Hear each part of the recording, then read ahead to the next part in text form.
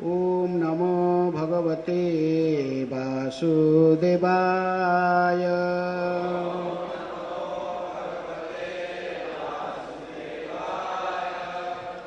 ओम नमः भगवते वासुदेवाय।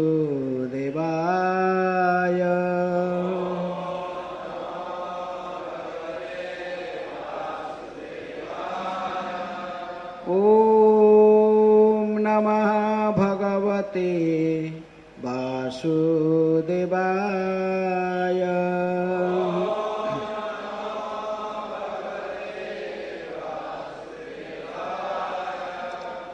श्रीमद् भागवतम से पाठ प्रथम ने सप्तम स्कंध अध्याय 1 समदर्शी भगवान। आज इस अध्याय के 10 नंबर श्लोक। यदा शिशिख्यु पुरोआत्मनः परो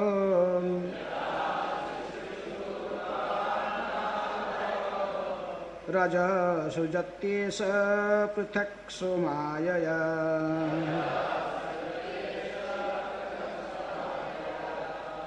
सत्वं विचिन्नासु इरंसु ईश्वरः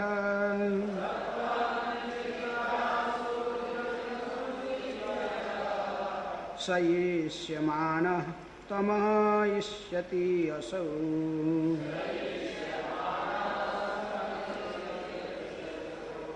यदा शिशिख्युः पुरोआत्मनः परो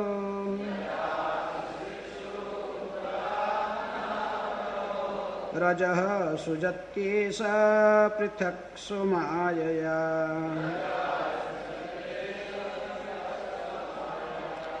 सत्वं विचिन्नासुरिरंसु ईश्वरः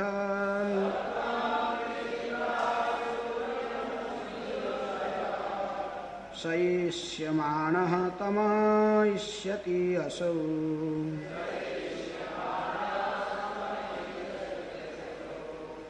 यदा शिशिख्युः पुरोआत्मनः परो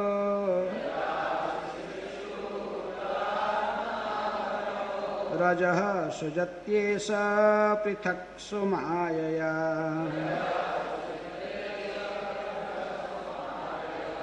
सत्वं विचिन्नासु शिरंसु ईश्वरः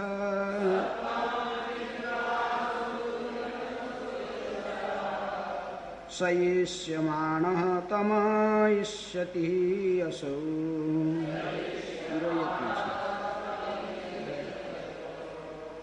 यदा जब शिशिख्युः सृष्टि करने की इच्छुक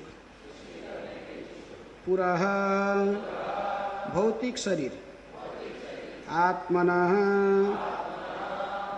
जीवों के लिए परः भगवान रजः रजगुण सृजति प्रकट होता है एषः वह पृथक अलग मुख्यतया सॉरी पृथक अलग या मुख्यतया सोमायया अपनी सृजन शक्ति के द्वारा सत्वम सतोगुण विचिन्नासु विभिन्न प्रकार के शरीरों में रिरंसु कर्म करने का इच्छुक ईश्वर भगवान सयिष्यमाण समाप्त करने के निकट तमः तमोगुण इरयति प्रकट करता है असौ वह परमेश्वर। अनुवाद तथा तात्पर्य कृष्ण कृपा स्मृति अभय चरणारविंद भक्ति वेदांत स्वामी श्रील प्रभुपाद जी के द्वारा जगतगुरु श्रील प्रभुपाद की। अनुवाद। जब भगवान विभिन्न प्रकार के शरीर उत्पन्न करते हैं और प्रत्येक जीव को उसके चरित्र तथा सकाम कर्म के अनुसार विशिष्ट प्रकार का शरीर प्रदान करते हैं, तो वे प्रकृति के सारे गुणों सत्वगुण, रजोगुण तथा तमोगुण को पुनर्जीवित करते हैं। तब परमात्मा के रूप में वे प्रत्येक शरीर में प्रविष्ट होकर सृजन, पालन तथा संहार के गुणों का प्रभावित करते हैं, जिनमें से सत्वगुण का उपयोग पालन के लिए, रजोगुण का उपयोग सृजन के लिए तथा तमोगुण का उपयोग संहार के लिए किया जाता है। कृपया दोहराइए। जब भगवान विभिन्न प्रकार के शरीर उत्पन्न करते हैं और प्रत्येक जीव को उसके चरित्र तथा सकाम कर्म के अनुसार विशिष्ट प्रकार का शरीर प्रदान करते हैं, तो वे प्रकृति के सारे गुणों सत्वगुण, रजोगुण तथा तमोगुण को पुनर्जीवित करते हैं। तब परमात्मा के रूप में वे प्रत्येक शरीर में प्रविष्ट होकर सृजन, पालन तथा संहार के गुणों को प्रभावित करते हैं, जिनमें से सत्वगुण का उपयोग पालन के लिए, रजोगुण का उपयोग सृजन के लिए तथा तमोगुण का उपयोग संहार के लिए किया जाता है। तात्पर्य: यद्यपि भौतिक प्रकृति का संचालन सत्वगुण, रजोगुण तथा तमोगुण के द्वारा होता है, लेकिन प्रकृति स्वतंत्र नहीं है।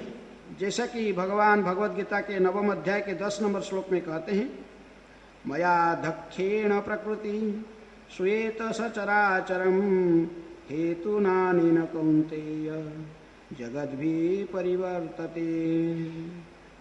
हे कुंती पुत्र, यह भौतिक प्रकृति मेरे निर्देशन के अंतर्गत कार्य कर रही है और यह समस्त चर तथा अचर प्राणियों को उत्पन्न कर रही है।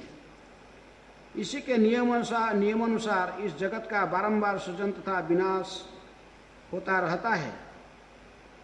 भौतिक जगत में विभिन्न प्रकार के परिवर्तन तीनों गुणों की क्रियाओं प्रतिक्रियाओं का फल स्वरूप होते हैं, किंतु इन तीनों गुण से भी ऊपर उनका अध्यक्ष परमेश्वर होता है। प्रकृति यंत्रारूढ़ानि माया द्वारा जीवों को प्रदत्त विभिन्न प्रकार के शरीरों में या तो सत्वगुण प्रधान होता है अथवा रजोगुण या तमोगुण। शरीर की उत्पत्ति प्रकृति द्वारा भगवान के निर्देशानुसार होती है। इसीलिए यहाँ पर कहा गया है कि यदा शिशिक्षु पूर्वात्मना परः, सूचित करता है कि यह शरीर निश्चित रूप से भगवान द्वारा सृजित है। कर्मणा दैव नेत्रेण, जीव के कर्मानुसार भगवान के निर्देशन में शरीर निर्मित किया जाता है। यह शरीर सत्वगुणी है, यह रजोगुणी तथा तमोगुणी। यह सब बहिरंगा शक्ति के द्वारा पृथक सोमाया भगवान के निर्देशन में संपन्न किया जाता है। इसी प्रकार भगवान ईश्वर विभिन्न प्रकार के शरीरों में परमात्मा रूप में निर्देश देते हैं और पुनः शरीर को विनष्ट करने के लिए ऐसा ही करते हैं। इसके लिए वे तमोगुण के उपयोग करते हैं। इस तरह से जीवों को विभिन्न प्रकार के शरीर प्राप्त होते हैं। यदा शिशिक्षु पूर्वात्मनः परो रजः सुजत्येष पृथक् स्वमायया सत्वं विचिन्नासु ईरंसु ईश्वरः सैष्यमाणः स्तमः इरयति असौ। जब भगवान विभिन्न प्रकार के शरीर उत्पन्न करते हैं और प्रत्येक जीव को उसके चरित्र तथा सकाम कर्म के अनुसार विशिष्ट प्रकार का शरीर प्रदान करते हैं, तो वे प्रकृति के सारे गुणों सत्वगुण, रजोगुण तथा तमोगुण को पुनर्जीवित करते हैं। तब परमात्मा के रूप में वे प्रत्येक शरीर में प्रविष्ट होकर सृजन, पालन तथा संहार के गुणों को प्रभावित करते हैं, जिसमें से सत्वगुण का उपयोग पालन के लिए, रजोगुण का उपयोग सृजन के लिए तथा तमोगुण का उपयोग संहार के लिए किया जाता है।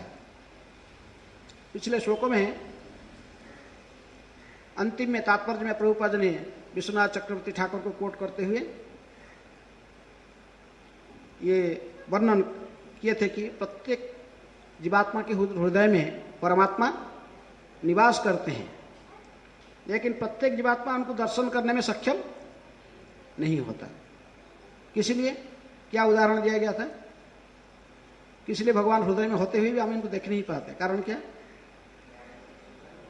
विश्वनाथ चक्रवर्ती ठाकुर ने समझाए थे कि जैसे आकाश में सूर्य है, चंद्रमा भी है, चंद्रमा ज्योत्सना रात्रि में पूर्णिमा चंद्रमा रहते हैं, सारे तारा भी रहते हैं, लेकिन जब बादल छाया रहता है आकाश में, फिर हम चंद्रमा को तारा या सूर्य को दर्शन नहीं कर पाते हैं, बादल।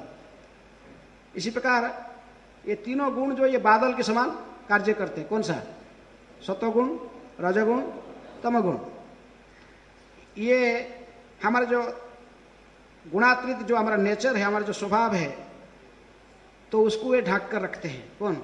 ये गुणों के द्वारा प्रभावित होने के कारण त्रिगुणमयी माया, दैवी हेसा गुणमयी मम माया दुरत्तया। भगवान कहे कि गुण मेरे जो माया है, बहिरंग शक्ति जो भगवान है, भगवान का तीनों गुण के द्वारा कार्य करती हैं। सत्वगुण, रजगुण, तमोगुण। इनके द्वारा ये प्रभावित रहने के कारण, इनके द्वारा हम प्रभावित होने के कारण हमारा शुद्ध जो आध्यात्मिक चेतना को हम खो देते हैं, भगवान को दर्शन करना संभव नहीं होता है।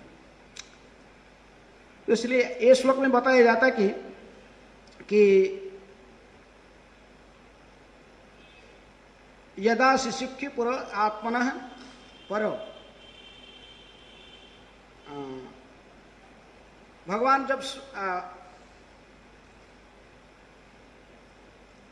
को जब सृष्टि करने की इच्छा होती है, जब सृष्टि करने की जो इच्छा, ये किस गुण से उत्पन्न होता है? रजोगुण से। पालन करने की इच्छा सत्वगुण से, और इसको सारा संहार करने की सृष्टि की इच्छा किससे उत्पन्न होता है? तमोगुण से। इसलिए तीनों गुणावतार भगवान भी है। भगवान स्वयं को तीनों गुणावतार के रूप में विस्तार किए हैं, ब्रह्मा, विष्णु तथा शंकर जी के रूप में।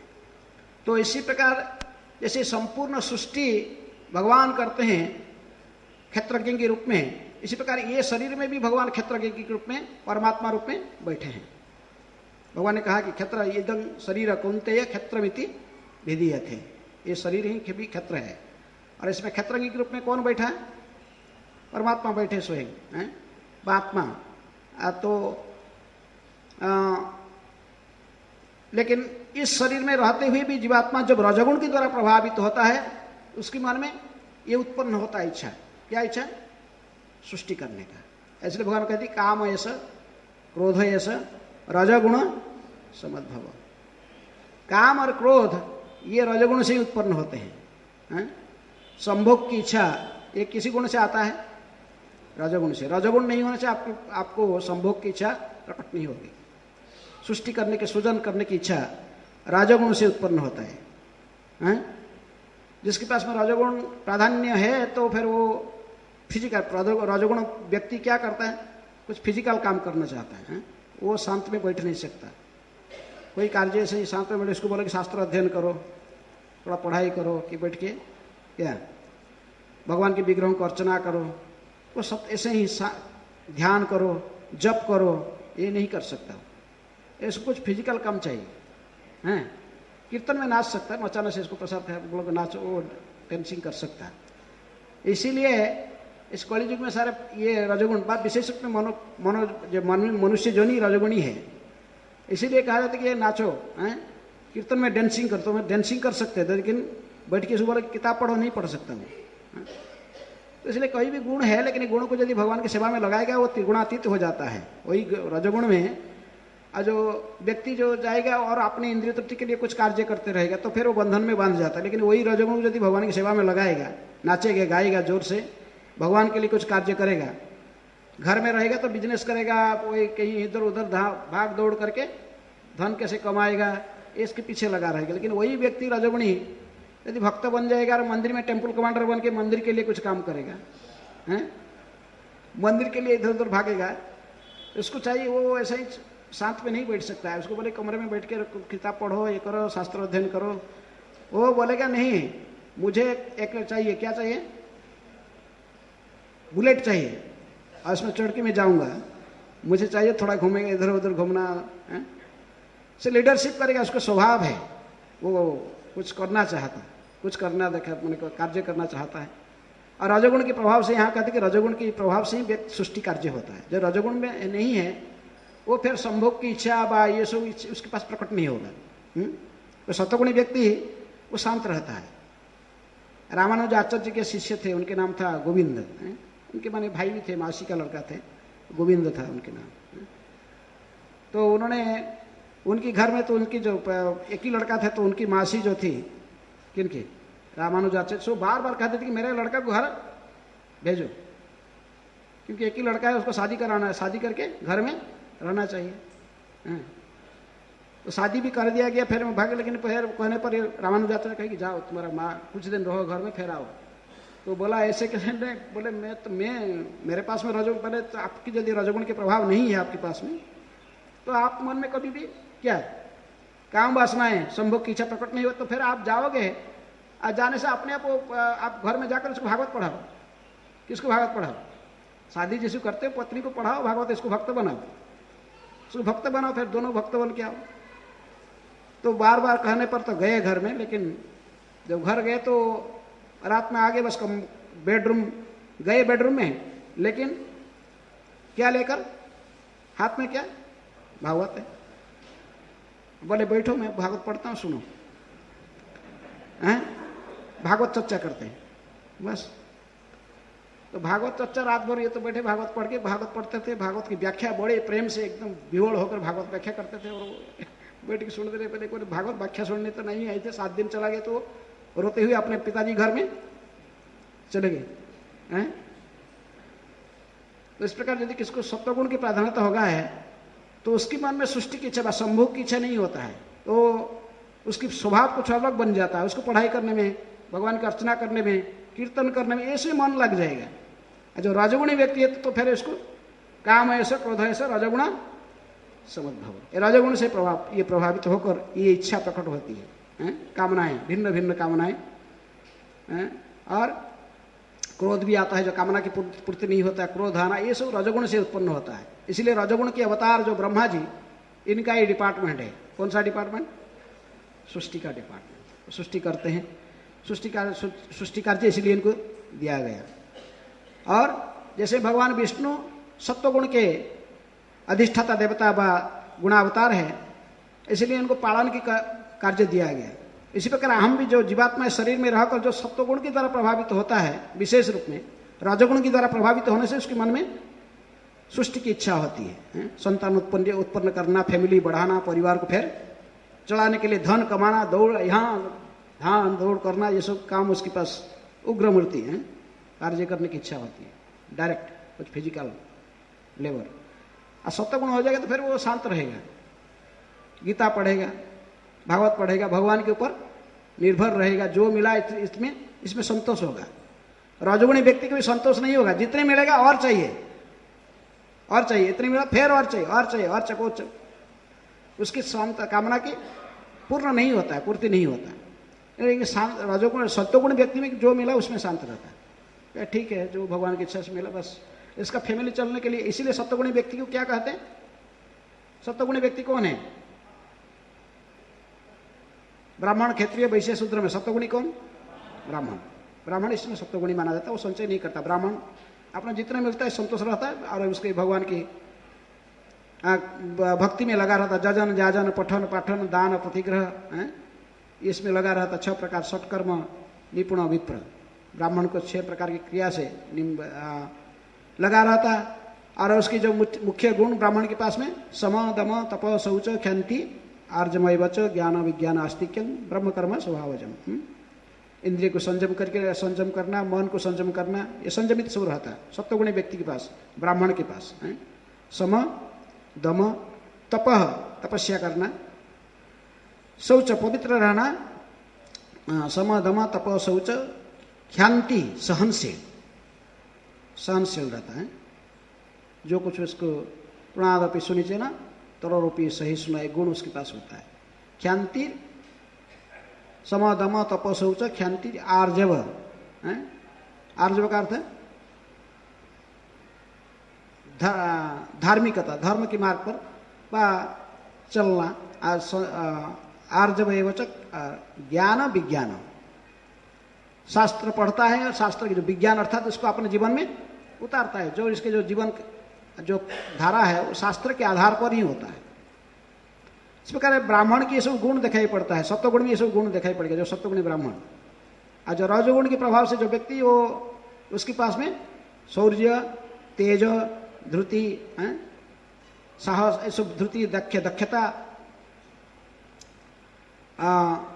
ये सब गुण, शौर्य, तेज, धृति, दाक्ष्य, युद्धे चाप्य पलायनम, लड़ाई करना तो फिर वो छोड़ने वाला नहीं। झगड़ा हो गया तो कुछ भी हो जाए, मारपीट हो जाए, कुछ भी वो छोड़ने वाला है नहीं, रजोगुण के प्रभाव से। युद्धे चाप्य पलायनम, दान और ईश्वर भाव, इसका ईश्वर भाव रहता है। बहुत परिश्रम करके धन कमाएगा और कभी कभी वो भी यज्ञ आदि करता है, लेकिन उसका इच्छा क्या होता है? लोगों को दिखाना, देखो मैं कितनी महान, इतना यज्ञ करता है विश्व को। तो इसलिए रजोगुण के प्रभाव से आने से ही हमारे पास में ये सब इच्छा प्रकट होती है। तो इसलिए मुख्यतः संसार में सभी लोग, ज्यादा से ज्यादा लोग कौन से गुण में होते हैं? और तमोगुण में जो होता है उसके पास में क्या लक्षण होता है? निद्रा, आलस्य, वो कुछ करना नहीं चाहता, बस चुपचाप से अरे सो गया तो बस सोने में उसको आनंद आता, बहुत आनंद सोने में आता है। खाना ठीक है, मेरे प्रसाद का टाइम गया, देखो ताजा वो भी गरम गरम प्रसाद खाओ, बोले नहीं सो रहा हूँ तो उठेगा, फिर वो तो कोई प्रसाद सूखा हो जाने पर, कोई सड़ा होने से भी उसको कुछ फर्क नहीं पड़ता, वो खाएगा। वो उसको सोने में कुंभकर्ण के चलाव होता है। किसका? कुंभकर्ण था, क्या करता था वो? खाना और सोना, 6 घंटा 6 महीना सोता था, एक साथ सोता, 6 महीना सो गया। उसको कुछ लेना देना, क्या चलता संसार में चलने तो हमको क्या लेना देना है। सब समय ऐसे ही उसकी स्वभाव होता है।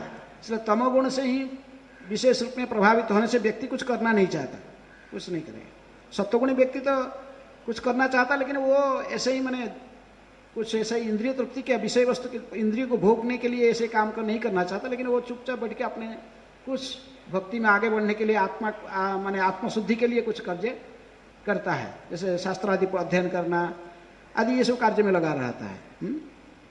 लेकिन रजोगुण के प्रभाव से ये सब नहीं करेगा। रजोगुण के प्रभाव से फिर दूसरे प्रकार के, इसलिए प्रभुपाद ने तात्पर्य प्रारंभ करते कि इसलिए रजोगुण के प्रभाव से तो सृष्टि होता है, लेकिन सृष्टि जो करने वाली जो प्रकृति मेरी मया अध्यक्षण है, वो मेरा अध्यक्षता से ही कार्य करती है। कौन? त्रिगुण वही माया जो बहिरंग शक्ति है, वो भगवान की अध्यक्षता से कार्य करती है, स्वतंत्र रूप से नहीं। मया दक्षिण प्रकृति श्रूयेत स चराचरम, सारा सृष्टि को मेरे अध्यक्षता से प्रकृति सृष्टि की है। हेतु नारायण कौनते जगत भी पर, लेकिन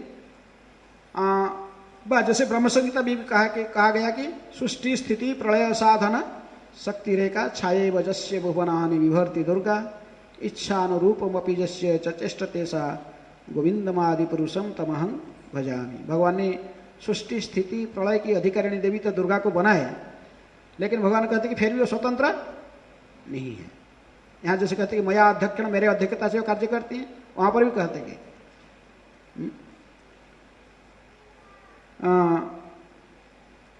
वहां भी भगवान कहते कि ये सृष्टि स्थिति प्रलय के अधिकारिणी होते हुए भी मेरे जो बहिरंग प्रकृति दुर्गा, वो मेरी निर्देशन ही कार्य करती। किसके निर्देशन में? भगवान के निर्देशन में।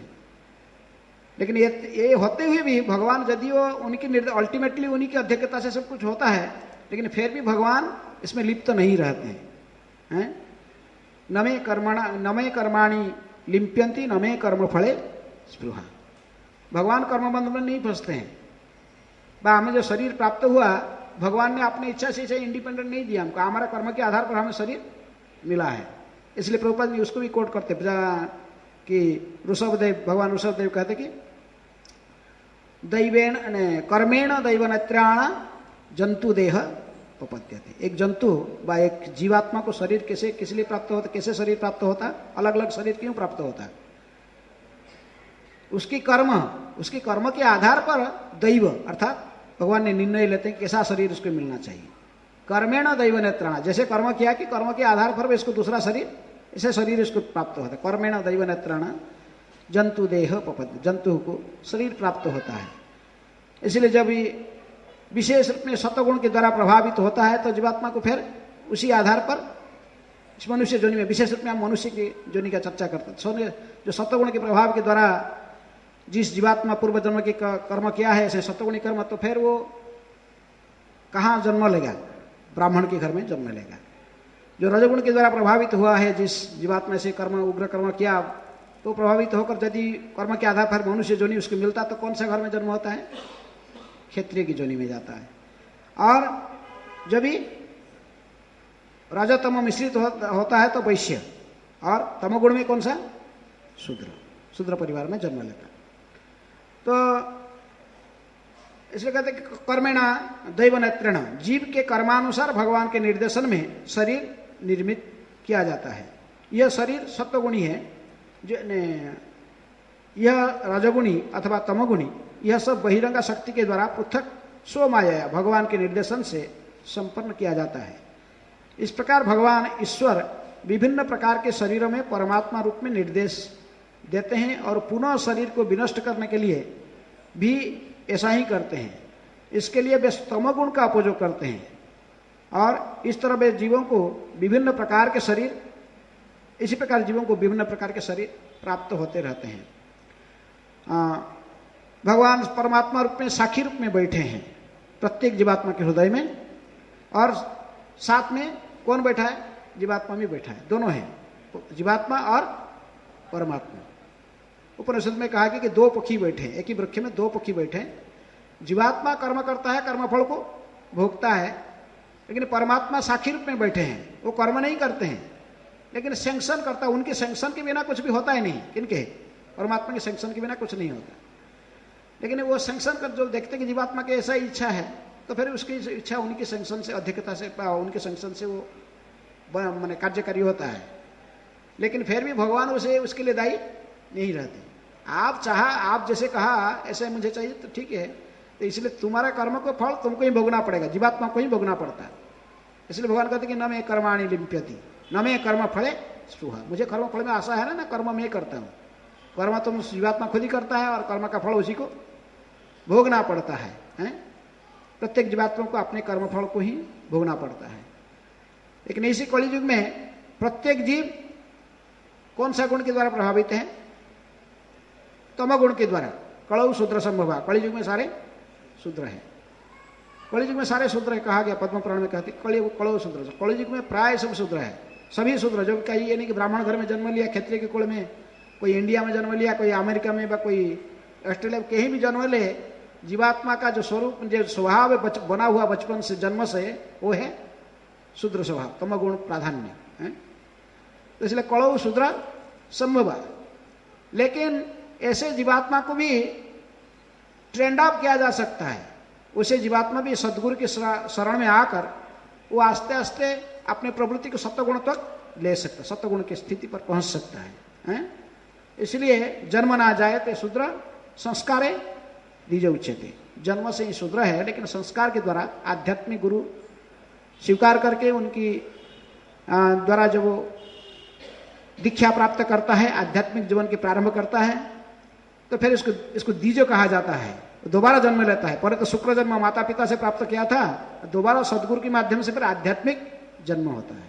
इसलिए आध्यात्मिक गुरु उसके नाम परिवर्तन करते हैं और फिर उसको वेद अध्ययन के अधिकार देते, शास्त्र गीता भागवत पढ़ने का ये अधिकार उसको देते हैं, शिव ग्रहण की अर्चना करने का अधिकार दिया जाता है। तो फिर वो वेद पठेत भवेद विप्र, जो वेद पढ़ता है, थियोरेटिकल नॉलेज उसको जो प्राप्त होता है, सत्वगुण की वृद्धि होता है, तो विप्र के स्तर पर आता है। इसके आगे कहते कि ब्रह्म जानाति इति ब्राह्मण। जब ये वैदिक ज्ञान को सीखा, जो कुछ सदगुरु से शिक्षा प्राप्त करके सत्वगुण के स्तर पर आया, उसको जो फिर जीवन में उतारता है प्रैक्टिकल, तो फिर उसको क्या कहते हैं? ब्राह्मण। ब्रह्म जानाति इति।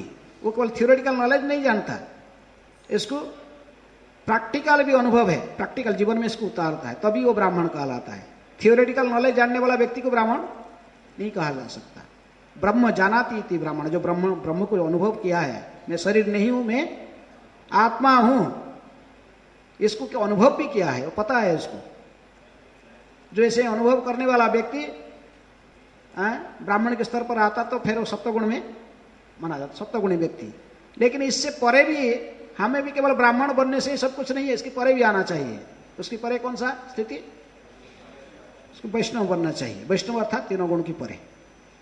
वर्णाश्रम में ये तो चारों गुण माने तीनों जो 4 वर्ण है, शूद्र तमोगुण में, रजोगुण में क्षत्रिय, वैश्य तम रज मिश्रित और ब्राह्मण सत्वगुण में रहता है।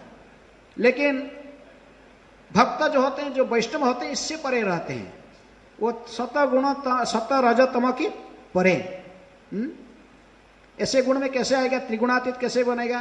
कैसे तीनों गुण के प्रभाव से स्वयं को मुक्त करेगा? जब तक व्यक्ति तीनों गुण के प्रभाव से स्वयं को मुक्त नहीं करेगा, तभी भगवान श्री कृष्ण के चरण कमल को प्राप्त नहीं कर सकता है। सत्य, इसलिए ये कहते भगवान ने ये भी कहा कि सत्वगुण की प्राधान्यता कहाँ दिखाई जाता है? किनके पास में दिखाई जाता है सत्वगुण की प्राधान्य? ये तो मैंने वर्णाश्रम के बारे में कहें, लेकिन जो देवता जोनी, मनुष्य जोनी, राक्षसनी जोनी व अन्य निम्न जोनी के बारे में चर्चा करेंगे तो सत्वगुणी किसको माना जाता है? देवताओं को सत्वगुणी माना जाता है। लेकिन देवताओं के पास में इसका मतलब नहीं कि इनके पास रजोगुण और तमोगुण नहीं है। सत्वगुण का प्राधान्यता है और साथ में ये दोनों मिक्स रहते हैं। कौन सा? रजोगुण तमोगुण, ये मिक्स रहते हैं, लेकिन प्राधान्यता है सत्वगुण। और मनुष्य के पास में रजोगुण प्राधान्यता है, हमारे पास रजोगुण प्राधान्य, लेकिन साथ साथ ये दोनों भी है। कौन सा?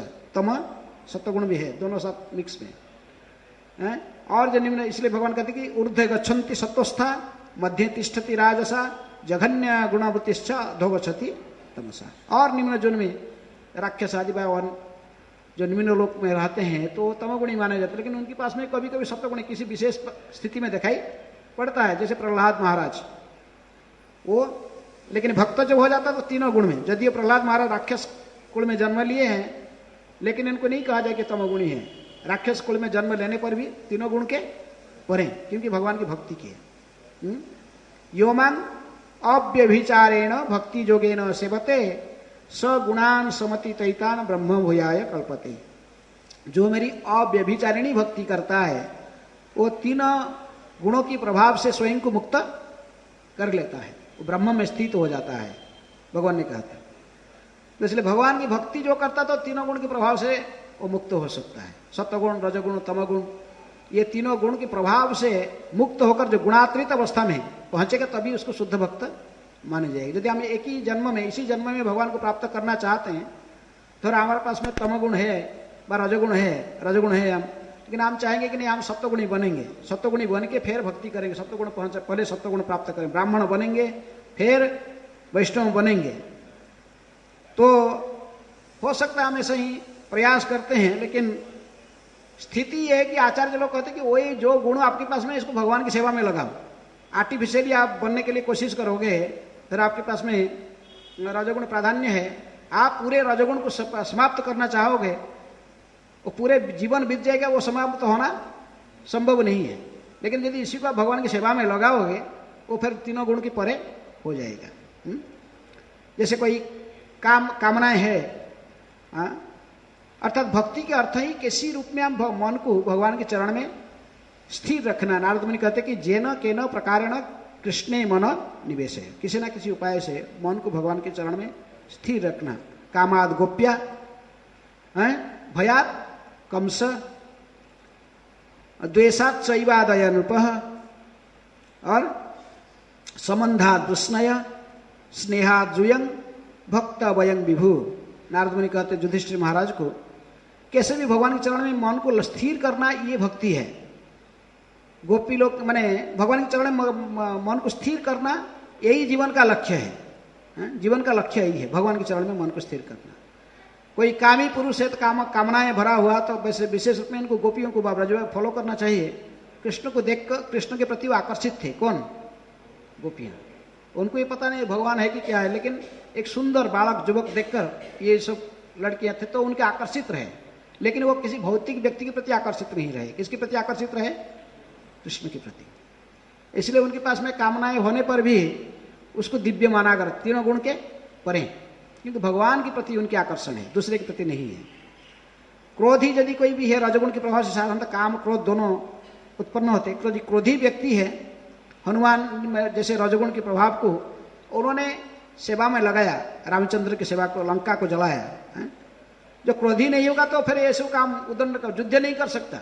भगवान ने रजगुण को उद्रेक करने के लिए अर्जुन को उसको उसका यार कहे कि यार देखो इसको मारो, इसको किसको, ये सब तुमको मारने के लिए खड़े हैं। कौन? धृतराष्ट्र के पुत्र और ये सब शत्रु मारे खड़े हैं तुमको युद्ध का, मैंने तुमको वध करने के लिए, और तुम बोलते कि इनको मारेगा नहीं। युद्ध करना तुम्हारा धर्म है क्षत्रिय। यदि कोई रजगुण के प्रभाव से नहीं आएगा तो युद्ध नहीं कर सकता है, कोई फिजी का कुछ उदंड कार्य नहीं कर सकता है। इसलिए भगवान ने इसको उसका है तो, लेकिन क्षत्रिय होने नाते भी अर्जुन उसको भगवान की सेवा में लगाया, हनुमान जी इसको राम जी की सेवा में लगाए, तो इसलिए वो दिव्य माना गया। कोई हनुमान जी की निंदा करता है कि लंका जला दिए, नहीं, वो कहते बहुत लोगों को आनंद आता है सुनने से, और हनुमान की कथा कि लंका कांड कैसे लंका को जलाए हनुमान जी, बड़ा खुश होते हैं। इसलिए हम जब पास में यदि रजगुण भी है तो उसको भगवान की सेवा में लगा जा सकता है। सत्वगुण को भी भगवान की सेवा में, सत्वगुण ही है तो उसको पढ़ाई करना है, बाहर यहाँ ब्राह्मणिकल कर्म यहाँ के कर सकता है। लेकिन इसको जब भगवान की सेवा में लगाएगा तभी गुणों की परे होगा। भगवान की सेवा में नहीं लगाएगा, कोई सत्वगुण में है और वो कर्मकांड यज्ञ करेगा, ठीक है ब्राह्मण, लेकिन कर्मकांड यज्ञ करेगा तो कर्मबंधन से छूटेगा नहीं, जब तक भगवान की भक्ति नहीं करेगा। इसी प्रकार यदि वह किसी भी रूप से मन को भगवान के चरण में स्थिर रखने के लिए, नारद मुनि कहते कि जैसे गोपियां लोग ने कामना के कारण व कृष्ण प्रति आसक्त थे, कामाद गोप्या, कंस किस लिए भगवान के चरण में मन को स्थिर रखा था? भय से, भयभीत होकर। कंस भयभीत था हमेशा कि भगवान ने ये कृष्ण मुझे वध कर देगा, इसलिए भयभीत होकर कृष्ण 24 घंटे कृष्ण को चिंतन करता था। कौन? कंस। भयाद कंस, द्वेष के कारण चैबादयी नृप शिशुपाल और दंतवक्र दोनों 24 घंटे वो भी कृष्ण की चिंतन करते थे, द्वेष के कारण। शिशुपाल का द्वेष तो बढ़ गया ज्यादा, जो भगवान ने रुक्मिणी को हरण कर लिए स्वयंवर सभा में। और किसके साथ शादी होने वाला था रुक्मिणी के? शिशुपाल के साथ। अब भगवान जो हरण करके ले गए तो उसका क्रोध और बढ़ गया, तो इसलिए ईर्ष्या के कारण भगवान के साथ वो दोनों द्वेष करके हमेशा चिंतन करते थे। द्वेषा चैवा संबंधा वृष्णय, संबंध के कारण वृष्णिवंशी जदुकुल के लोग को सोचते थे कि कृष्ण हमारा वंश की हमारा फैमिली मेंबर है, उस मन के कृष्ण के चरण में मन को निवेश करते थे और कहते कि हे पांडव, आप लोग जैसे पांडव युधिष्ठिर महाराज, आप सब भगवान को अपने संबंधी सोचकर ने स्नेह के कारण, आपके मामा की लड़का सोचकर स्नेह के कारण मन को निवेश करके रखे हो। नारद जी कहते हम जैसे भक्त हैं, हम भगवान के चरण में कैसे मन को निवेश करते हैं? भक्तंग, भक्ति में, शुद्ध भक्ति, भक्तंग वयंग विभो, हम भक्त हैं, इसलिए जो भक्त होते हैं नारद मुनि को फॉलो करते हैं। ये उदाहरण देने पर भी नारद मुनि कहते हैं कि जो भक्त है वो नारद मुनि को फॉलो करते हैं, लेकिन नारद मुनि भक्ति के आचार्य हैं। भक्ति को प्रचार करने के लिए ये सत्यावेश अवतार है। कौन? नारद मुनि। 24 अवतार में से एक अवतार नारद मुनि भी है। 4 कुमार विशेष रूप में ज्ञान के प्रचार के लिए, दिव्य ज्ञान के अवतार को प्रचार करने के लिए कुमारों के अवतार है। और शुद्ध भक्ति को प्रचार करने के लिए भगवान ने किसको विशेष शक्ति दिया? नारद जी को। इसलिए नारद मुनि सत्यावेश अवतार, भक्ति प्रचार करने के लिए। तो उन्होंने कहते कि इसलिए जो तीनों गुण के परे जाना चाहता है इसको शुद्ध भक्ति करना आवश्यक है? शुद्ध भक्ति किसको कहते हैं? उन्होंने कहते कि ऋषिकेन ऋषिकेश सेवनम भक्ति उच्यते। तो समस्त इंद्रियों को इंद्रियों के स्वामी भगवान के सेवा में लगाना, इसे शुद्ध भक्ति कहते हैं। जब समस्त इंद्रियों को इंद्रियों के स्वामी भगवान के सेवा में लगाएगा, व्यक्ति फिर तीनों गुण की परे जाएगा, सत्वगुण, रजगुण और तमोगुण की परे आ जाएगा। अर्थात हमारे पास में जो गुण है इसको त्यागने के लिए आर्टिफिशियली कोई क्षत्रिय है ब्राह्मण बनने के लिए कोशिश करने से बन सकता है बहुत, लेकिन कठिनाई से, लेकिन वो आसान से वैष्णव बन सकता है। जो वैष्णव बन जाएगा ऑटोमेटिकली ब्राह्मण के गुण उसके पास दिखाई पड़ेगा। इसलिए हमारा काम है कि हम वैष्णव बनने के लिए कोशिश करें, अर्थात हमारे पास में जो गुण है इसको भगवान की सेवा में लगाना, ये वैष्णव है। लेकिन जो वैष्णव कोई बन जाता है तो ब्राह्मण के गुण अपने आप उसके चरित्र में दिखाई देता है। इसको आर्टिफिशियली ब्राह्मण बनने की आवश्यकता नहीं है। हमारा लक्ष्य रावण की तरह ब्राह्मण बनना नहीं है। हमारा लक्ष्य प्रहलाद की तरफ भक्त बनना। चाहे हमारा असुर कुल में जन्म हुआ है गिरे हुए व्यक्ति, लेकिन जब हम प्रहलाद की मार्ग को नारद मुनि से प्रहलाद जी कहाँ शिक्षा प्राप्त किए? नारद जी से। नारद जी के अनुगमन करेंगे फिर हम शुद्ध भक्त बन सकते हैं। और जब कोई वैष्णव बन गया तो फिर उसके पास में और कुछ करने की आवश्यकता नहीं, ये सारे वैष्णव का गुण उसके पास आ जाएंगे। लेकिन जो कोई आर्टिफिशियली कुछ करना चाहता है तो विश्वामित्र की तरफ, विश्वामित्र बोला कि नहीं मैं क्या बनूंगा, वो क्षत्रिय था, विश्वामित्र क्षत्रिय था, क्षत्रिय जो था, लेकिन वो ब्राह्मण बनना चाहता था। वशिष्ठ की पोजीशन में, वशिष्ठ ब्राह्मण थे, ब्रह्मर्षि बनना चाहता था, और इसलिए आर्टिफिशियली ध्यान जो करे, लेकिन उसकी जो स्वभाव है क्षत्रिय का, रजगुण को संयमित कर नहीं कर पाया है। रजगुण के प्रभाव से काम जो कामनाएं प्रकट होती है, काम क्रोध नहीं, जब आया कौन आया, मेनका आई, थोड़ा सा डेंस के सामने तोड़ गया ध्यान, ध्यान तोड़ गया। तो इसलिए आर्टिफिशियली यदि कोई भी हाँ ऐसे ही प्रयास करेगा वो संभव नहीं है। हो सकता है कोई शूद्र वैश्य या क्षत्रिय आर्टिफिशियली ब्राह्मण बनने के लिए प्रयास करेगा, उसमें कई बाधा आ सकता है। लेकिन वही व्यक्ति यदि भक्ति करने के लिए चाहेगा, भगवान की शुद्ध भक्ति करेगा, वैष्णव बनेगा, ब्राह्मण के गुण उसके पास में दिखाई पड़ेंगे, अपने आप दिखाई पड़ेंगे। इसलिए भगवान कहते हैं कि भक्ति योग को फॉलो करो। स्त्रीय शूद्र तथा वैश्य तेपी जानती परांगति मांग ही प्राप्त उपाश्रित्य स्ते अपिषु पाप जनोय। स्त्रीय वैश्य तथा शूद्र तेपी जानती परांगति, जो पाप जोनि को प्राप्त किए वाले तमगुण रजगुण के द्वारा प्रभावित होकर भी कोई स्त्री है, वैश्य है, शूद्र है, यदि वो भक्ति योग को आश्रय किया, मेरी शरण में आया, फिर वो परम गति को प्राप्त कर लेता है, भगवत धाम को प्राप्त कर लेता है। लेकिन कोई ब्राह्मण होते हुए भी, सत्वगुण में होते हुए भी यदि भक्ति योग को स्वीकार नहीं किया, भगवान की भक्ति नहीं किया, वो भगवत धाम नहीं जा सकते। इसलिए दूधारी ब्रह्मचारी को रिजेक्ट किया। कौन? महाप्रभु ने रिजेक्ट किया था। दूध पी के रहता था, सत्वगुण में रहता था नवद्वीप में, लेकिन गौरांग महाप्रभु के डांस देखना इच्छा था। श्रीवास ठाकुर को अनुनय विनय करने के कारण श्रीवास ठाकुर छुपा के रख दिए घर में उसको। लेकिन महाप्रभु जो नृत्य करने के लिए आए, थोड़ा डांसिंग करते थे और फिर बोले आज इसका अंदर कोई अनक्वालिफाइड व्यक्ति है, कोई अभक्त है, आज नृत्य में मुझे आनंद नहीं आता है, थोड़ा फिर बंद, फिर नृत्य फिर बंद। तो श्रीवास ठाकुर समझ गए कि भगवान को पता चल गया, कहे कि महाप्रभु ऐसा ही एक ब्रह्मचारी नवद्वीप का है और वो क्या करता, दूध पी के रहता है, कोई ग्रेन भी खाता नहीं है, सब समय सत्वगुण में रहता है, सत्वगुण में रहता है, और उसके पास में कोई रजगुण तमगुण कभी दिखाई नहीं पड़ता है। बहुत बड़े सदाचारी है, सत्य बोलता है, सब कुछ सद्गुण उसके पास है।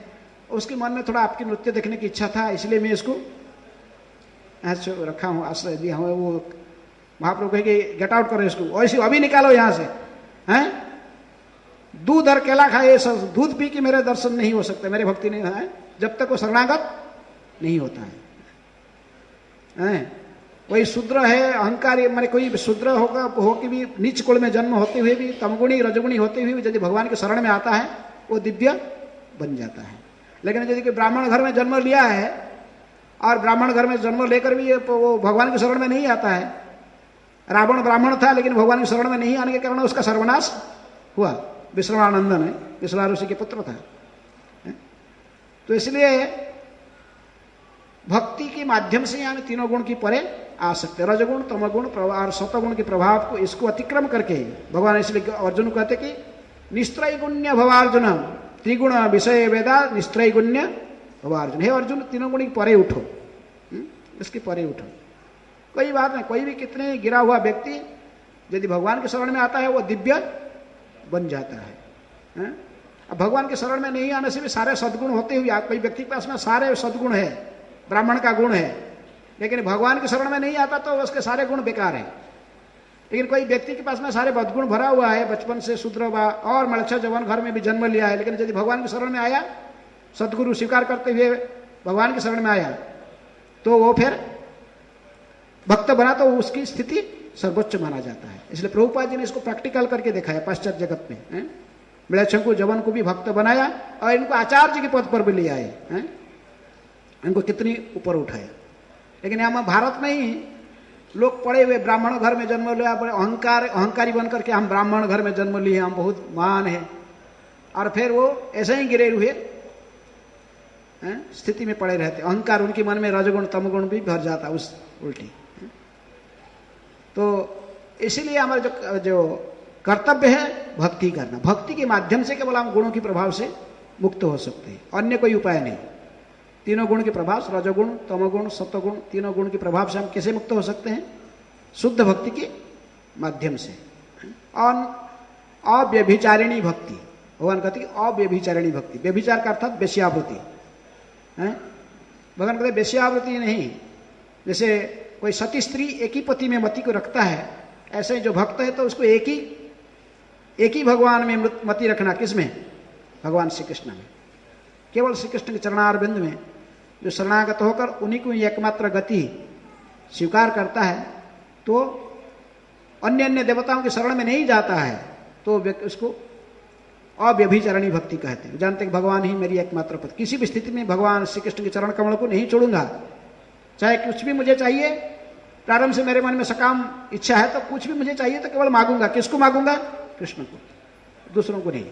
अन्य देवताओं के शरण में नहीं जाऊंगा। सोमवार को थोड़ा शंकर जी में पानी चढ़ाना, मंगलवार को क्या करना?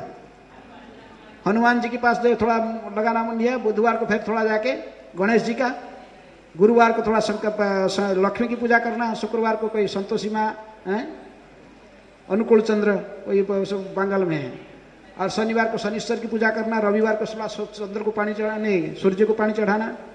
तो ये करोगे तो भगवान ऐसे खुश नहीं होते। भगवान कहते सर्वधर्मान परित्यज्य माम एकम शरणं व्रज अहं त्वं सर्व पापेभ्यो मुक्त्यैष्यामि मां शुच। समस्त पाप से मुक्त कर दूंगा। तो इसलिए अव्यभिचारिणी भक्ति, भगवान कहते हैं यो मां अव्यभिचारिणी भक्ति योगेन सेवते स्वगुणान समतीतैतान। वो तीनों गुण को अतिक्रम कर लेता है। सत्य गुण के प्रभाव से, रजोगुण तमोगुण के प्रभाव से अपने को मुक्त कर सकता है। इसलिए श्रील प्रभुपाद ने हमको ये शुद्ध भक्ति सिखाया है, कृष्ण भक्ति सिखाए, कृष्ण भक्ति सिखाए। जब भगवान श्री कृष्ण के आश्रय में आता है, उनके शरण में आता है, शुद्ध भक्ति करता है, वही केवल तीनों गुण के प्रभाव से मुक्त हो सकता है। यही जीवन का लक्ष्य है। हरे कृष्ण। कोई प्रश्न है?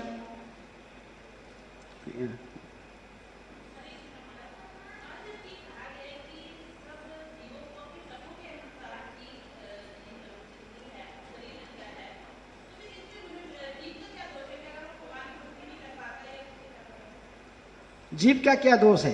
जो कर्म जो किया तो उसको स्वतंत्रता को दुरुपयोग जो किया तो उसके दोष नहीं। हाँ,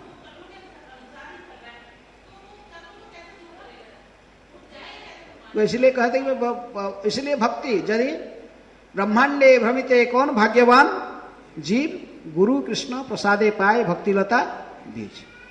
तो जो साधु के संग करने से होगा। भ्रमिते भ्रमिते यदि साधु वैद्य पाए, ऐसे भ्रमण करते करते कई जोनी में, लेकिन यदि इसको साधु वैद्य मिल गया, ये आध्यात्मिक डॉक्टर है। कौन? साधु। जैसे हमारा कोई भौतिक शरीर में कोई बीमारी होता तो डॉक्टर पास जाते हैं, ऐसे बद्ध जीव को जो बीमारी है तीनों गुण के द्वारा प्रभावित होकर ऐसे बार बार जन्म चक्र में भटकता है, तो यदि किसी साधु वैद्य मिला, इसलिए इसको वो वैद्य के आप स्पिरिचुअल डॉक्टर जो है साधु की ढूंढ करना चाहिए। साधु के पास जाने से फिर साधु वैद्य इसकी बीमारी को ठीक करता है। तो इसलिए गुरु के चरण में जाना चाहिए। भ्रमिते भ्रमिते यदि साधु वैद्य पाए, व ब्रह्मांडे भ्रमिते यदि ने ब्रह्मांडे भ्रमिते कौन भाग्यवान जीव। इसलिए इसको कहते भाग्यवान। जिसको सदगुरु प्राप्त हुआ है, गुरु की चरण में आश्रय लिया है, वो साधारण जीव नहीं है। कैसा जीव है? भाग्यवान जीव। किसी भाग्यवान जीव को ही सदगुरु प्राप्त होते हैं, सबको नहीं मिलते। वो भाग्यवान है। गुरु और कृष्ण की प्रसाद दोनों की कृपा होने से भक्ति की लता मिलते, बीज मिलता है। कृष्ण की गुरु की कृपा से कृष्ण के चरण में भक्ति करना सीखता है, और कृष्ण गुरु भी मिलते हैं तो कृष्ण की कृपा से। जिस जीवात्मा मन में कभी कभी साधु का कृपा इंडिपेंडेंट होता है। साधु कभी कभी स्वयं इच्छा से भी बद्धजीव को उद्धार करता है। भगवान की करुणा न होने पर भी उस जीव के प्रति साधु कृपा करके उसको भक्ति में जोड़ देता है। प्रभुपाद जी पाश्चात्य जगत में गए और तो भक्ति जो प्रचार करने लगे तो भक्ति रसायन सिंधु पढ़े तो भक्ति रसायन सिंधु में रूप गोस्वामी लिखते हैं कि प्रारंभ से कि यदि पूर्व जन्म में कोई भक्ति नहीं किया है तो इस जन्म में भक्ति का प्रारंभ नहीं हो सकता। पूर्व जन्म में कुछ सुकृति था उसके तभी तो भक्ति प्रारंभ किया। तो इसलिए पाश्चात्य जगत में जो भक्ति का प्रचार होने लगा तो वो विदेशी लोग सब आके प्रभुपाद जी कहने लगे कि प्रभुपाद जी हम तो सब भक्ति कैसे कर रहे हैं, इसका मतलब हम पूर्व जन्म में सब कुछ ना कुछ है सुकृति किए थे, कुछ भक्ति किए थे, तभी तो इस जन्म में भक्ति कर रहे हैं। प्रभुपाद जी ने कहे कि नो यू आर इन नील, कुछ भी नहीं था तुम्हारे पास में कोई भी सद्गुण नहीं था, सब कुछ केवल मेरे अहेतु की कृपा से तुमको प्राप्त हुआ। कभी कभी महान संत पुरुष अहेतु की कृपा करते हैं। वाल्मीकि के कोई सुकृति नहीं था, है ना, किसका, दशरथ रत्नाकर का, लेकिन नारद जी की कृपा से फिर वो भक्ति करने शुरू की। इस प्रकार कभी कभी जीवात्मा को कोई सुकृति नहीं होता है, लेकिन एक विशेष संत की कृपा होने से फिर भक्ति में शामिल होता है। पाश्चात्य जगत में उनको कोई सुकृति नहीं था, लेकिन प्रभुपाद जी ने कृपा किया तो फिर भक्ति में आए। एक शुद्ध भक्त की इच्छा हुई कि ये बद्ध जीव कैसे उद्धार होंगे, इनको उद्धार करने की भावना आया, तभी उद्धार होंगे। हाँ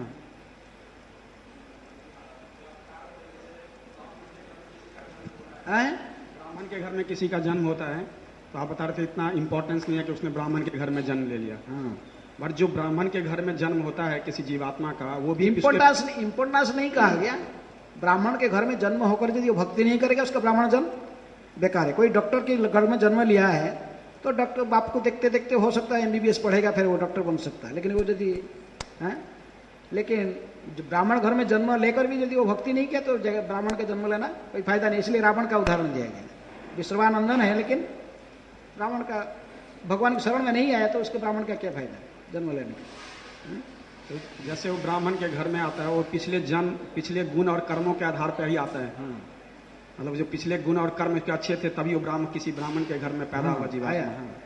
तो फिर जैसे यहाँ अभी भक्ति, जैसे हम क्या अभी आपने कहा था कि पिछले जन्म की स्वीकृति है तब कोई व्यक्ति भक्ति करता है, तो पिछले जन्म की ऐसे कर्म थे जो उस ब्राह्मण के घर में आया हो, अब जो है उसके कर्म, तो हम उसको जन्म से ब्राह्मण क्यों नहीं मानते, क्या क्यों नहीं हम कहते कि उसको जो उसमें जो गुण है वो चीज है वो पिछले जन्म को कैरी फॉरवर्ड कर रहा है, मतलब पूर्व जन्म के शुक्र। लेकिन अभी कलि युग में कोई ब्राह्मण का परिवार है नहीं, सोचता कि ब्राह्मण घर में जन्म लिया हूं, लेकिन ये घर ब्राह्मण का नहीं है, शूद्र का है। ये घर के जो जिसको ब्राह्मण कहते हैं वो ब्राह्मण का वृत्ति नहीं कर, वो मांस खाता है। धरो उसका नाम में लगा गया कि मिश्र है, पंडा है, टाइटल जैसे ब्राह्मण का लगा गया, और ब्राह्मण का घर में सोच रहा है कि मैं ब्राह्मण ब्रज में मेरा बांकी बिहारी के गोस्वामी परिवार में जन्म लिया है, कहता है लोग है। लेकिन वो करता क्या, कानपुर का फैक्ट्री में, कानपुर में किस फैक्ट्री में नौकरी करता है, और कभी कभी शराब भी पीता है, तो ये ब्राह्मण है। भगवान कहेगी गुणों कर्म विभाग से, अर्थात कॉलेज में कोई ब्राह्मण है ही नहीं, ब्राह्मण का फैमिली नहीं है, चाहे वो बोलता है कि आर्टिफिशियल में ब्राह्मण हूं, इसलिए कहते सारे शूद्र है। तो ब्राह्मण के कर्म करेगा तभी तो ब्राह्मण होगा। भगवान इसलिए कहे कि जन बने क्या गुण कर्म विभाग से, चतुर्वर्ण मया सृष्ट गुण कर्म विभाग से। प्राचीन का अन्य युग में गुण कर्म उनके ब्राह्मण का था, जन्म से ही वो जन केवल जो ब्राह्मण होते तो गुण भी तो उनका था ब्राह्मण का, कर्म भी ब्राह्मण का करते थे। लेकिन कलि युग में सब शूद्र का काम करते हैं। ब्राह्मण घर में जन्म हो कि इसको इंजीनियर बनने की इच्छा होता है, इंजीनियर की आदत प्रभुपाद कहिए इंजीनियर सारे शूद्र है। तो वो ब्राह्मण का उसके ब्राह्मण का कर्म अच्छा नहीं लगता है, भगवान की पूजा करना, भागवत पढ़ना, भाई ये सब नहीं, वो आके कहीं जाएगा इंजीनियर बनना चाहता है, विश्वकर्मा का चेला बनना चाहता है। तो इसलिए क्या करेगा, कहाँ से ब्राह्मण कहाँ से रह गया कोई, ब्राह्मण के फैमिली होने से ब्राह्मण थोड़ी हो जाता है। खाली फैमिली वो चल रहा है एंसेस्ट्री, लेकिन वो तो कर्म तो नहीं कर रहे ना कोई ब्राह्मण का, वो ब्राह्मण है लेकिन उसको कोई वेद का तो एक कोई मंत्र भी पता नहीं होगा, ना यज्ञ करना जानता, ना कुछ ब्राह्मण का कर्म कर रहा है, तो फिर ब्राह्मण कैसे तो ब्राह्मण घर में जन्म लेने से ब्राह्मण ठीक तो कोई संस्कार रहता, लेकिन आजकल कोई ब्राह्मण का फैमिली है ही नहीं। कोई ब्राह्मण घर में किसलिए ब्राह्मण क्या करता था पहले, हर ब्राह्मण के घर में क्या रहते थे, साग्राम भगवान होते थे। ब्राह्मण घर में शालग्राम रहते थे। 500 साल पहले भी ये तिथि था। चैतन्य महाप्रभु इसलिए ब्राह्मण के घर में खाते थे क्योंकि उनके घर कम से कम शालग्राम के पास में क्या प्रसाद भोग लगाते थे। ब्राह्मण कोई आमिषाहारी नहीं होते थे। ब्राह्मण के घर में कभी मछली मांस ये सब मदे ये सब नहीं है, वही स्वप्न ही।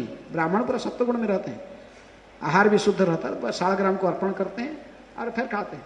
आजकल ब्राह्मण घर में कोई डेटी मिलेगा देखिए, देखो पहले कोई रखी दिया होगा तो पहले कहीं जो कोई उधर उसका पीढ़ी में कहीं आया तो वो ऐसे ही होता होगा पूजा, लेकिन उसके आहार आचरण कोई शुद्ध नहीं, ब्राह्मण का नहीं है। आचरण उसके नहीं है, कर्म नहीं है। शालिग्राम रखते हैं और आप मांस मछली नहीं खाते और उससे आप नियमों का पालन करते हैं, उन्हें मानना चाहिए कि वो ब्राह्मण है। हाँ, यदि भगवान ब्रह्म जानाती थी, ब्राह्मण जो जानते हैं तो ब्राह्मण है, तो इसलिए थोड़ा सा प्रभाव है जन्म का। लेकिन यदि सच्चे ब्राह्मण के घर में जन्म लेगा उसका प्रभाव आएगा। कर्म नहीं करेगा तो ब्राह्मण से कैसे कर्म होगा? जन्म से केवल सब कुछ नहीं होता। भगवान कहते हैं गुण कर्म विभाग से, उसके व्यक्ति पास में गुण भी होना चाहिए, कर्म भी होना चाहिए। कैसे? ब्राह्मण का। ब्राह्मण का गुण कर्म करता है तो ब्राह्मण। लेकिन जो वैष्णव है तो अल्टीमेटली उसके ब्राह्मण का गुण आएगा, क्योंकि वैष्णव जो होता है सम दम तप नहीं क्या तिथिक्षेव कारुणिका सुहृद सर्वदेहिना मजात शत्रु शांत साधव साधु भूषण। साधु के पास का जो लक्षण उसके 26 वैष्णव के गुण उसके पास दिखाई पड़ेगा तो व्यक्ति अपने और सारे ब्राह्मण की क्वालिटी का अधिकारी बनता है। उसको आर्टिफिशियली ब्राह्मण बनने के लिए कोशिश कर रहा है। साल को विश्वामित्र की तरफ तो स्वीकार नहीं किया इसको। वशिष्ठ कितनी 1000 साल के बाद उसको स्वीकार किया ब्राह्मण। कहा कि तुम ब्रह्मा जी के पास गया कि देखो विश्वामित्र तपस्या करके बोला कि मैं ब्राह्मण बनना चाहता हूँ, इसी जन्म में ब्राह्मण बनूंगा। तो ब्रह्मा जी ने कहा ठीक है ब्राह्मण बना, लेकिन जब वो स्वीकार कर लेगा, कौन? वशिष्ठ तुमको स्वीकार कर लेगा ब्राह्मण तब बनेगा। तपस्या करके कुछ साल आता था, फिर वशिष्ठ के पास मैं ब्राह्मण हूं कि नहीं बोलो मुझे। वशिष्ठ कहते नहीं तुम ब्राह्मण नहीं है, क्योंकि तुम्हारे पास ब्राह्मण का गुण है नहीं, तुम अभी तक भी राजर्षि है। जब भी आया इसको उदाहरण वही उसको संबोधन किया कि राजर्षि विश्वामित्र। वो कहते कि नहीं आपको ब्रह्मर्षि बोलना। बोले ब्रह्मर्षि तुम ब्राह्मण का गुण है नहीं तो कैसे बोलना? तो इसलिए ब्राह्मण का गुण नहीं, जब तक नहीं होगा ब्राह्मण कैसे बनेगा? चाहे कितना तपस्या कर ले, बहुत कुछ करेगा, लेकिन वशिष्ठ स्वीकार, चाहे वो तपस्या के बल पर उनका 100 पुत्र को भी मार डाला। कौन? तो इसीलिए तो ब्राह्मण नहीं, क्योंकि इस क्रोध को गमन नहीं हुआ, अभी तो मार पुत्र को। तो जब तक ये सब काम क्रोध लोग ये सब सम दम सब आएगा ब्राह्मण का गुण, इंद्रिय संयम मन का संयम, तो भी वो ब्राह्मण कहलाएगा। जब फिर वो वशिष्ठ के चरण में जाकर गिरा, फिर वो वशिष्ठ कहेगी ठीक अभी तुम ब्राह्मण बना, क्योंकि मर्डर करने के लिए प्लान किया था। किसका? वशिष्ठ को वध करने के लिए विश्वामित्र एक दिन अस्त्र लेकर एक तलवार लेके छुपा था। ज्योत्सना रात में बैठे थे शिष्य के साथ, और लेकिन वशिष्ठ बच के उसकी प्रशंसा करते थे। किसका? विश्वामित्र। बोले चांदनी की रात में जैसे ज्योत्सना सर्वत्र फैला हुआ है, आज विश्व में ये पृथ्वी में एक व्यक्ति का तपस्या में तपस्या के बल पर सारा पृथ्वी ऐसा ही जसोसी है। कौन है ऐसा ही जसोसी बनाया पृथ्वी को? विश्वामित्र की तपस्या। विश्वामित्र सुन रहा था, अरे ये व्यक्ति मेरी प्रशंसा कर रहा है, इसका 100 पुत्र को भी मार डाला है और फिर भी वो मेरी प्रशंसा, और मैं उसको वध करने के लिए अस्त्र लेके बैठा हूं। तुरंत जाकर चरण में गिरा और रोने लगा। तो उसका क्रोध समाप्त हो गया।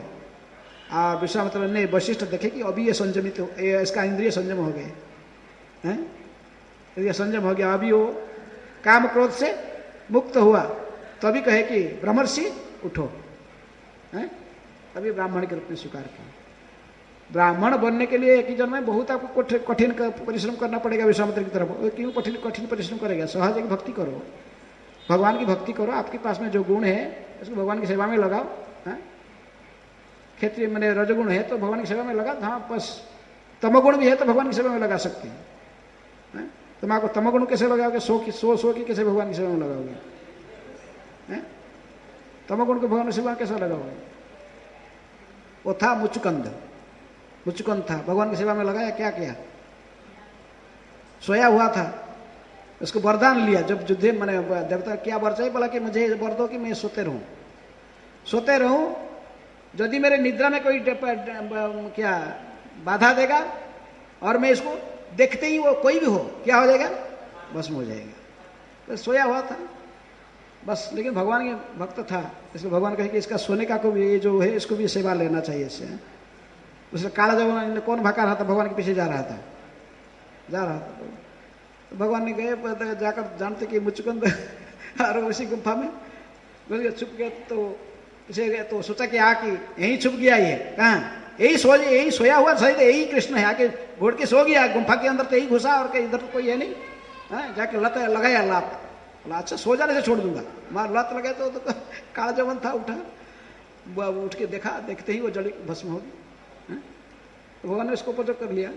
इतने साल सोया हुआ था तो वो सोने का भी बर मांगा था कि सोते रहूं, तो उसको भगवान के, लेकिन यदि थोड़ा भी भगवान के चरणों में उसकी मति है तो वो सोने का भी भगवान स्वीकार कर ले, सेवा में लग सकता है ना, क्या है।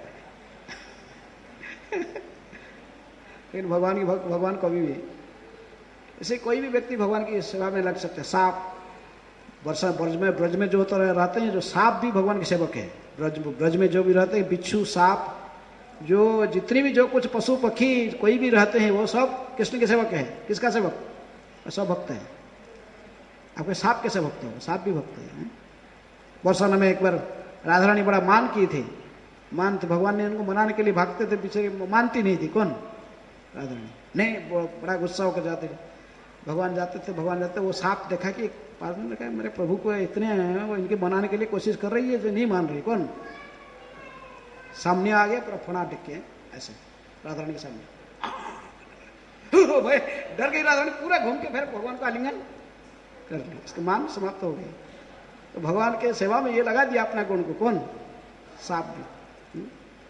इसलिए कोई ब्रज में कोई भी रहता है, इसलिए वो कोई भी किसी भी जोनी में रहता है, वो साधारण नहीं है। सांप कोई भी कोई भगवान की सेवा करता तो दिव्य है। इसलिए भक्तिविनोद ठाकुर कहते कि पशु पक्षी होई थाके स्वर्गे बा निरय, तब भक्ति रहू भक्ति विनोद हृदय। मुझे पशु भी बना दिए, पक्षी बना दिए, कुछ भी बना दिए, स्वर्ग में रखिए नरक में रखिए, ऐसा कोई फर्क नहीं पड़ता है, लेकिन आपकी भक्ति से वंचित न हो जाए, सेवा से। क्योंकि भगवान की जो सेवक है भक्ति है, वो भक्त है। आप कहो कि वो मैंने गिद्धड़ का भी संस्कार किए। कौन? भगवान रामचंद्र। किसके? जटायु के। आपका एक पशु की क्या है, काव के जो कुआ की जोनी में रहता तमोगुणी होता है, लेकिन कुआ की जोनी में कौन है? काकभुसुंडी है, भगवान के महान भक्त, कुआ की जोनी में रहते हैं। बंदर के जोनी में कौन है? हनुमान जी है। तो ऐसे किसी भी जोनी में रहकर जब हम भगवान की भक्ति करते हैं, पक्षी की जोनी में बैठे गरुड़ जी हैं, महान भक्त है। तो इसलिए किसी भी जोनी में रहकर किसी गुणों के प्रभाव है, गुणों मत देखो, लेकिन भक्ति करो, ये गुण अपने आप ट्रांसडेंटल हो जाएगा। यदि कोई भक्ति कर रहा है तो फिर उसकी बाह्य व्यवहार को मत देखो, अपराध करोगे, वैष्णव अपराध है। गंगा भसा बुद्ध फेण रूप गोस्वामी कहते कि गंगा जल पवित्र है, लेकिन बारिश का टाइम में इसमें कीचड़ आ जाता है ना। गंगा जल में कीचड़ दिखाई पड़ता है, गंदे दिखाई पड़ता है। लोग कभी कभी सब उसके मरा हुआ सब भी डाल देते हैं, कि सड़ा हुआ कोई सूअर भास के जाता है, कभी भैंस, लेकिन फिर भी गंगा जल को पवित्र माना जाता है। फिर भी साधु लोग उसमें स्नान करके अपने को पवित्र मानते हैं। इसलिए यदि कोई व्यक्ति के सिद्धांत ले लिया कि मैं भगवान के चरण में शरणागत हो जाऊंगा, मैं भगवान की भक्ति करना चाहता हूं, और पूर्व प्रारब्ध के आधार पर कुछ ऐसे तमोगुण रजोगुण के प्रभाव उसकी बाह्य रूप से दिखाई पड़ता कभी, तो इसको नहीं देखना चाहिए। रूप गोस्वामी कहते कि इसको मत देखो। कभी कभी दिखाई पड़ता है। वृत्रासुर राक्षस जोनी में आ गए, लेकिन फिर भी वो महान भक्त है, कभी कभी ऐसे ही दिखाई पड़ता है। लेकिन जो भक्ति करता है तो फिर भगवान की सेवा में लग जाता है। ये सारे गुण भी भगवान की सेवा में लगा सकता है। ठीक है, इसका मतलब नहीं कि सोते रहो, सुबह मंगला आरती में प्रणाम करके सो जाएगा, बोले क्या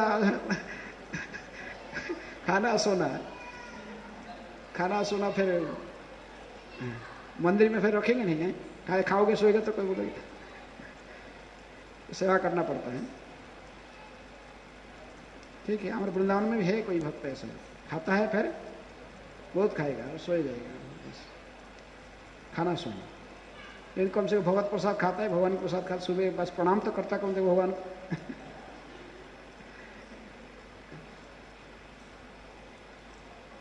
ठीक है, और कोई प्रश्न है किसकी? हरे कृष्ण। ग्रंथराज श्रीमद् भागवतम की, श्रील प्रभुपाद की जय।